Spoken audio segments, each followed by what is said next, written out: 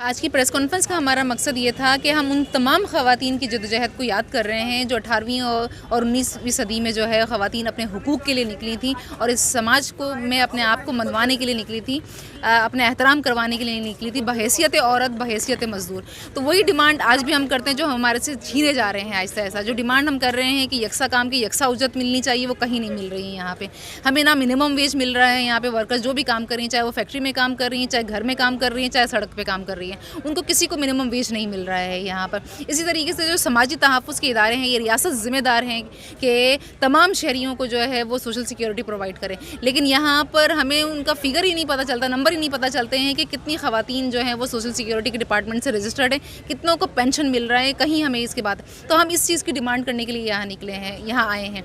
इसी तरीके से जो सोसाइटी में जो औरतों के साथ जो रवैया रखा जाता है, जो औरत दुश्मन रवैये हैं, क़वानीन हैं, जो अकायद की बुनियाद पर हम पर थोपे जाते हैं या वैल्यूज़ के नाम पे हम पे थोपे जाते हैं, हम उस तमाम सिस्टम से जो है वो अपनी आज़ादी मांगते हैं कि वो सिर्फ औरत पे नहीं बल्कि इस समाज के अंदर जितना इंसान है बसते हैं यहाँ पे, उनमें से किसी इंसान पे जो है वो फ़र्द के हाथ फ़र्द का इस्तेसाल ना हो। और ऐसा सोसाइटी हम बनाएं कि जहाँ पे अमन हो, जहाँ पर सब बराबर हो और जहाँ पे दुश्मनी ना हो किसी के। तो उस समाज के लिए हम बात कर रहे हैं, उस आज़ादी की हम बात कर रहे हैं जहाँ पढ़ने की आज़ादी हो, जहाँ लिखने की आज़ादी हो, जहाँ महंगाई ना हो, जहाँ पर जो है वो चीज़ें जो है वो अगर बीमार हों आप तो आप इलाज करवा सके, सिर्फ इसलिए ना मर जाएँ कि आपके पास पैसे नहीं हैं, आप जाहिल ना रह जाएँ सिर्फ इस बुनियाद पर कि आपके पास पैसे नहीं थे और रियासत ये पढ़ा नहीं सकती थी। तो जो स्टेट है यहाँ पे हम समझते हैं कि स्टेट को अपना नैरेटिव चेंज करना पड़ेगा।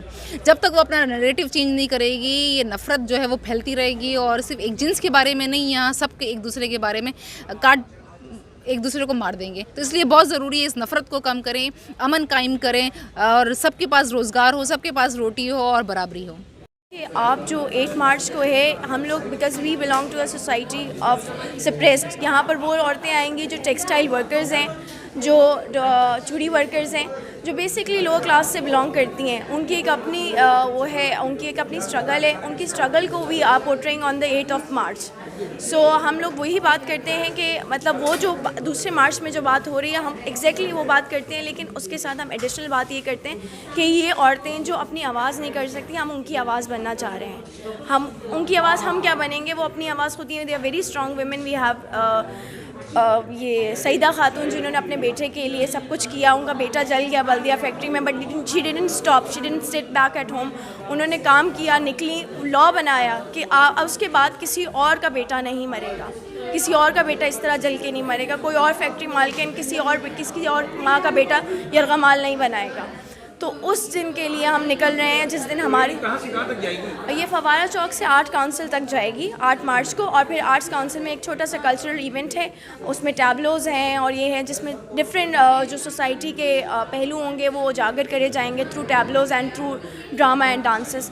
सो I want every women, men, because as a feminist मैं नहीं समझती कि ये दुनिया मर्दों के बगैर कंप्लीट हो सकती है। So as a feminist I think कि मर्दों की भी शराकत उतनी ही ज़रूरी है जितनी औरतों की ज़रूरी है। All women, all men to come on 8th of March to our event, to our rally from Fawara Chowk to Arts Council. And Arts Council we have a small cultural program. Please do have a visit there. इसका मकसद बस ये था कि हम लोग अपना message जो है वो आम लोगों तक पहुंचा सकें।